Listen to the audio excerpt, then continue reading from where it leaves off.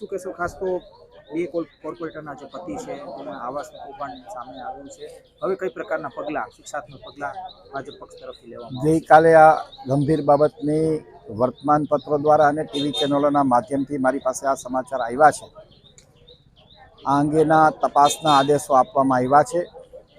ભારતીય જનતા પાર્ટીનું રાજકોટ મહાનગરપાલિકામાં 45 વર્ષથી સ્વચ્છ, પ્રમાણિક અને પારદર્શક શાસન રહ્યું છે. કોઈ પણ ગરીબ માણસને અન્યાય ન થાય એ જોવાની જવાબદારી શાસકોની છે. કદાચ આ પ્રકરણની અંદર તપાસના આદેશો આપવામાં આવ્યા છે અને કોઈ કસૂરવાર હશે તો એ પ્રકારનો ન્યાય ગરીબ માણસોને મળે એ જોવાની જવાબદારી શાસકોની છે. આ અંગેની ગંભીર બાબત છે એટલે પ્રદેશનું માર્ગદર્શન માગશું અને પ્રદેશનો જે આદેશ મળશે એ પ્રમાણે કાર્યવાહી કરીશું. ખાસ તો કઈ પ્રકારનું હવે એક્શન લેવામાં આવશે? પ્રદેશનું માર્ગદર્શન લઈશ અને પ્રદેશ જે આદેશ આપશે એ પ્રમાણેની કાર્યવાહી થશે. Thank you.